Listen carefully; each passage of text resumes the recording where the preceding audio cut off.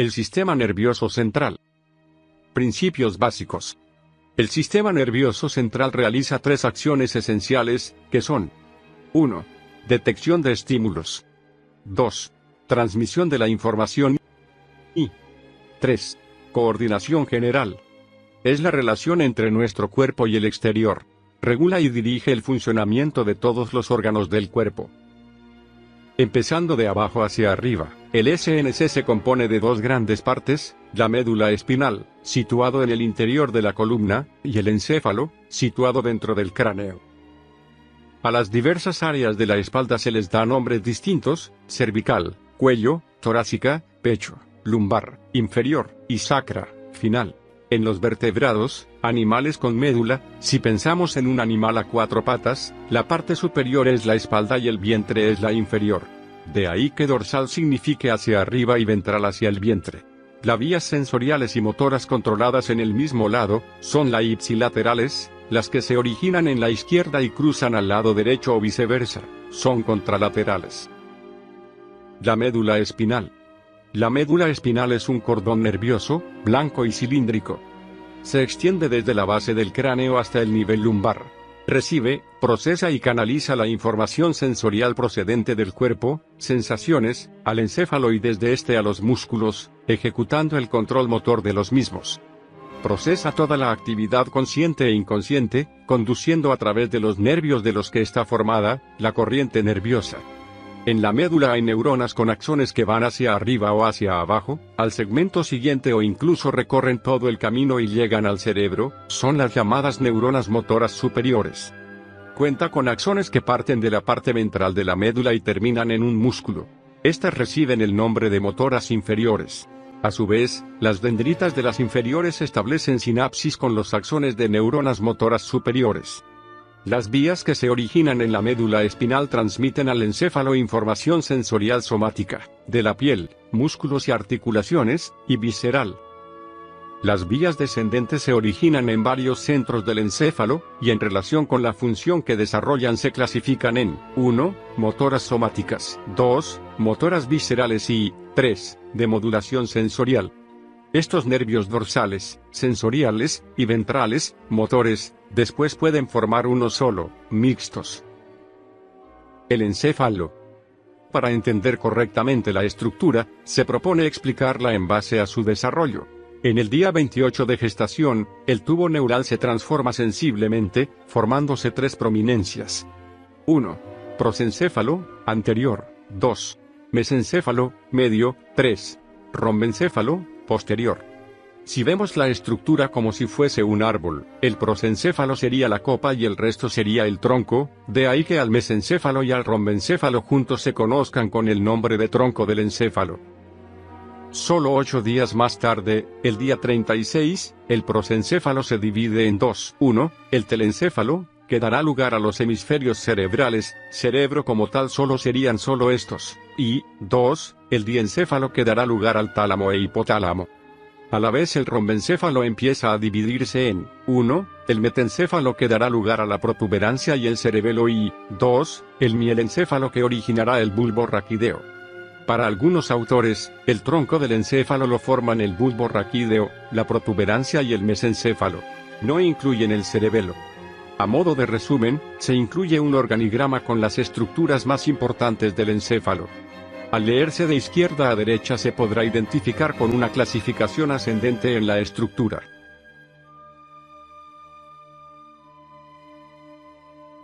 El encéfalo, es decir el cerebro humano completo, pesa alrededor de 1,3 kilos. Está constituido por unos 100.000 millones de neuronas, con alrededor de 1 billón de conexiones y un número casi infinito de caminos que las señales neurológicas pueden seguir. Para conocer en detalle las estructuras arriba citadas y sus funciones, se explicará de abajo a arriba, del posterior al anterior. 1. El tronco del encéfalo, encéfalo posterior. Tiene una gran importancia para el funcionamiento del resto del encéfalo y de la médula espinal. A través de él pasan todas las vías que transportan la información sensorial procedente de la médula espinal, y todas las órdenes motoras descendentes desde los hemisferios cerebrales. Es una zona importantísima para la integración sensorial y motora. Las neuronas del tronco se organizan de modo comparable a como lo hacen las de la médula espinal. 1.1 El rombencéfalo, mielencéfalo y metencéfalo.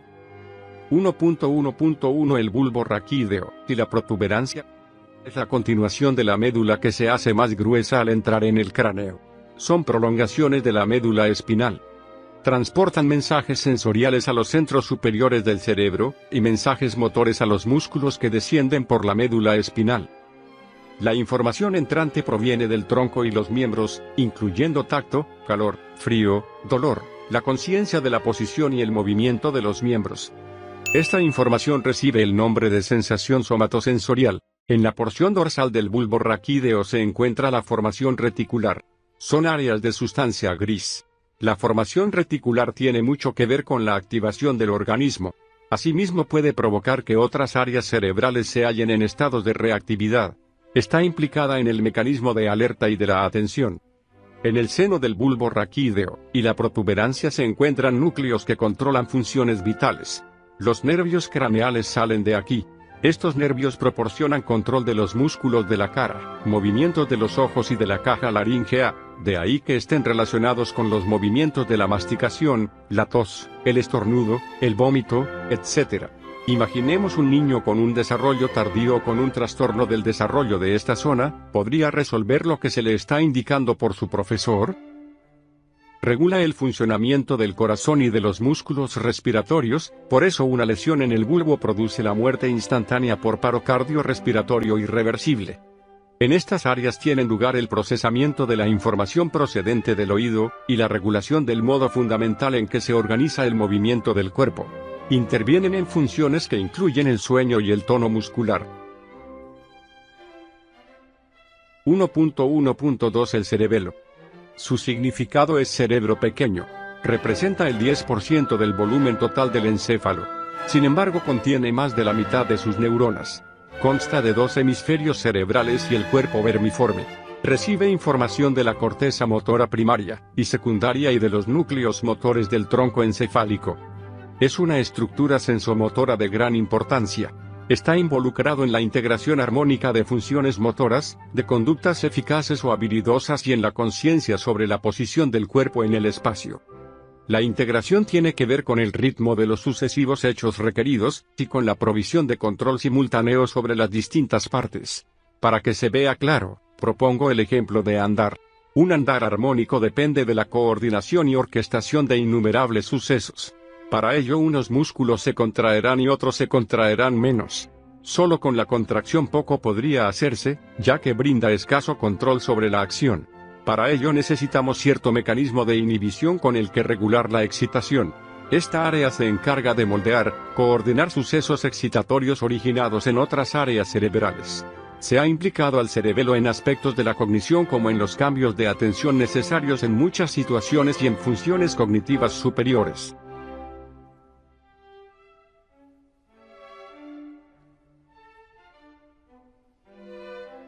Las consecuencias de una lesión son tremendas.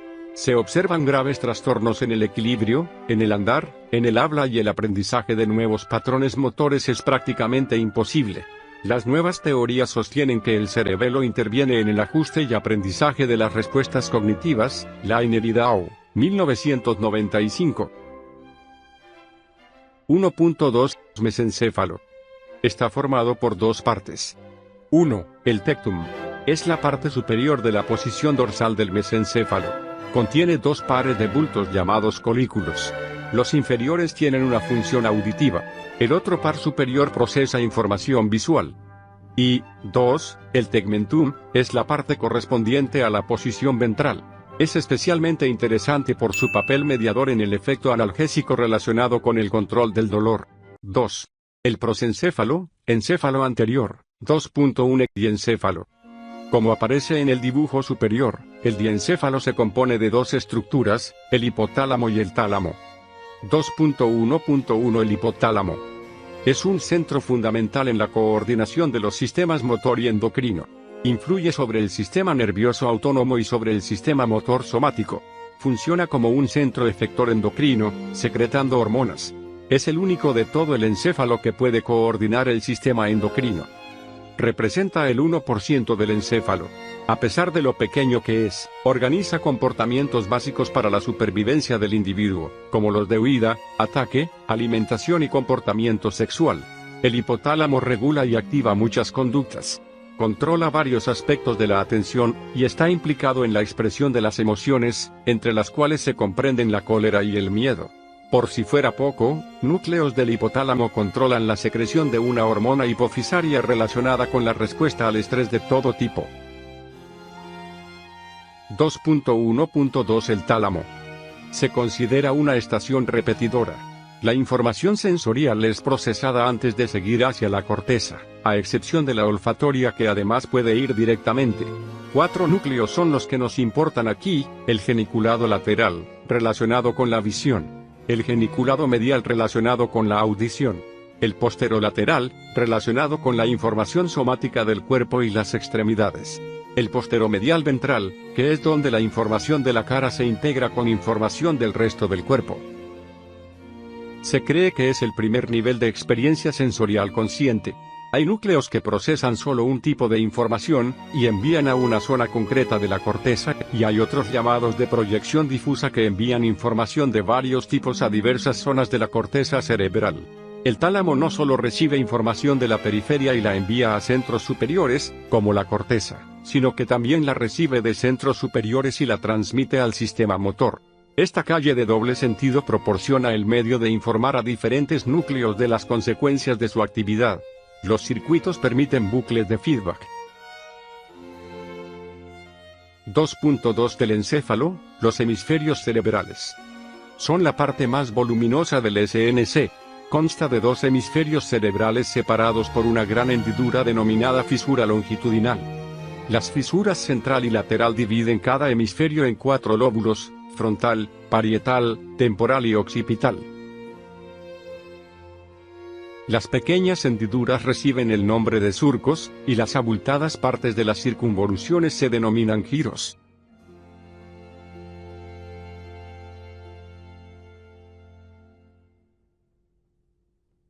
(2.2.1) Sustancia blanca.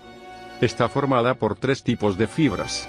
Las que interconectan los 2 hemisferios se llaman comisuras cerebrales. Las principales son la comisura anterior, y la mayor de ellas es el cuerpo calloso. Cuando ambos hemisferios funcionan de forma similar es preciso que lo hagan en armonía. Si ejecutan una función característica, uno debe ser dominante y capaz de eliminar interferencias derivadas del otro. Ello exige inhibición en un hemisferio. Esto implica una doble función de las comisuras: por un lado, cruzada, y por otro lado, inhibición selectiva. 2.2.2 Estructuras subcorticales. Ganglios basales. En el centro de los hemisferios cerebrales se localizan 3 núcleos que se agrupan bajo la denominación de cuerpo estriado, núcleo caudado, putamen y globo pálido. Los 3 núcleos que forman el cuerpo estriado, la sustancia negra del mesencéfalo y el núcleo subtalámico, forman lo que se denominan ganglios basales. Están implicados en el control del movimiento, en especial de los aspectos automáticos y la iniciación del movimiento. Reciben las señales de distintas regiones corticales, y las transmiten a través del tálamo hacia las distintas regiones de la corteza motora. Se cree que intervienen en diversas funciones cognitivas. Whitman y DeLong, 1996. Intervienen en aprender a responder correctamente en asociaciones aprendidas, aprendizaje que progresa ensayo a ensayo, como tocar un instrumento. Hay autores que incluyen la amígdala como parte integrante de los ganglios basales. Otros la asocian más con el hipotálamo. Sea de una forma u otra, es una estructura que forma parte de circuitos que controlan conductas emocionales y motivacionales como el miedo, la agresividad o la conducta sexual. 2.2.3 La aliocorteza. Los hemisferios están recubiertos por una capa llamada corteza cerebral. Tiene las células organizadas en capas, al igual que la corteza del cerebelo. Sin embargo, no todas las zonas tienen el mismo número de capas. Así, la corteza del lóbulo temporal está organizada en 3 capas. Esta zona pertenece a la formación hipocampal. En ella se incluyen el hipocampo, el giro dentado o el complejo del subículo y la corteza entorrinal. Esta estructura resulta vital para los procesos de la memoria, entre ellos la memoria espacial. La hiocorteza constituye la corteza más antigua, y ocupa alrededor del 10% de la corteza cerebral. 2.2.4 La neocorteza ocupa el 90% restante de la corteza cerebral y está organizada siempre en 6 capas. Una característica es que no es uniforme. Estas diferencias parcelan la neocorteza en áreas que dan lugar a mapas citoarquitectónicos. El más utilizado fue el realizado por K. Brodmann en 1909. A estas alturas de la exposición ya se habrá advertido que en el SN hay una representación separada de las distintas modalidades sensoriales y de las funciones motoras. Las áreas que reciben sus aferencias sensoriales directamente de los núcleos del tálamo son las áreas sensoriales primarias. Cada sentido tiene su área. Próximas están las áreas secundarias o de orden superior, que reciben de las primarias, corteza motora o sensorial, y de otras secundarias, y son las responsables de aspectos elaborados del procesamiento de la información sensorial. Se localizan en los lóbulos parietal, temporal y occipital. El área somatosensorial ocuparía las zonas 1, 2 y 3 del dibujo de Brodmann. El área auditiva primaria está localizada en las zonas 41 y 42, mientras que la secundaria en el área 22. La corteza visual primaria se localiza en el área 17 y las secundarias en las áreas 18, 19, 20 y 21. El área motora primaria se localiza en la zona 4 y las premotoras en el área 6. Importantísima esta última y dedicada a la elaboración y organización de distintos tipos de actividad motora compleja, como tocar un instrumento. La mayor parte de la corteza cerebral realiza funciones de integración superior. A estas áreas se les denomina áreas de asociación. De estas depende nuestra capacidad de atender a los estímulos, identificarlos y de planificar comportamientos en respuesta a estímulos externos. En la corteza hay áreas distintas implicadas en la compresión sensorial y en la producción motoras del habla. Esta disociación en los aspectos expresivos del habla brinda un ejemplo claro del modo en que los componentes sensoriales y motores son regulados en áreas cerebrales separadas. Los dos hemisferios desempeñan diferentes funciones de nivel superior. El lenguaje, la escritura y el razonamiento abstracto residen en las áreas de asociación. Al igual que los dos hemisferios cerebrales están unidos por fibras, las distintas áreas cerebrales están conectadas a través de fibras de asociación cortical. 2.2.5 Relación entre corteza y estructuras hemisféricas. La conectividad es complejísima. Se pueden establecer dos grandes sistemas que relacionan la corteza con las estructuras subcorticales. 1. Vías de proyección olfatoria. Son dos vías con funciones diferentes. La primera interviene en la percepción consciente de los olores. La segunda es la que nos interesa en el presente trabajo, ya que la información converge en el hipotálamo con otras señales que intervienen en el control de conductas emocionales. Varias estructuras a las que llega la información olfatoria forman un circuito denominado sistema límbico. Este sistema está implicado en la orientación y la habituación, así como en aspectos de la memoria. Aunque su relación directa sobre los procesos emocionales ha tenido una repercusión enorme, no hay un común acuerdo sobre las estructuras que lo integran. Así la formación hipocampal que vimos al tratar la hiocorteza, está más relacionada con el aprendizaje y la memoria, cosa que ya mencionamos. El hipotálamo y la amígdala se han propuesto como los centros de integración en los que el miedo, la rabia, la sorpresa, la alegría o la tristeza, generadas por estímulos internos o externos, se integran en el comportamiento. A través de su acción sobre los sistemas autónomos, endocrinos y somático, estas estructuras integran emociones en comportamientos como la lucha y la huida, comportamientos vitales para la supervivencia de la especie humana. 2. Vías de conexión entre la neocorteza y los ganglios basales. Prácticamente todas las regiones de la neocorteza proyectan al cuerpo estriado. La mayor de las aferencias procede del lóbulo frontal hacia el caudado, lo que sugiere que este procesa información cognitiva de orden superior. La conectividad que se establece entre los ganglios basales y la corteza a través del tálamo, forman un sistema modulador que es fundamental para la planificación y el desarrollo de los movimientos voluntarios. Cualquier perturbación de este sistema produce trastornos motores graves. Conclusiones generales del SNC. Gran parte de la organización del SNC consiste en canalizar hacia los hemisferios cerebrales la información que se recibe en otros niveles. Se establecen multitud de circuitos en los que se analiza, se asocia y se almacena la información. Son los responsables directos de la conciencia de las sensaciones, de la percepción, de los movimientos voluntarios y de aspectos de orden superior como el aprendizaje, la memoria, el pensamiento y el lenguaje.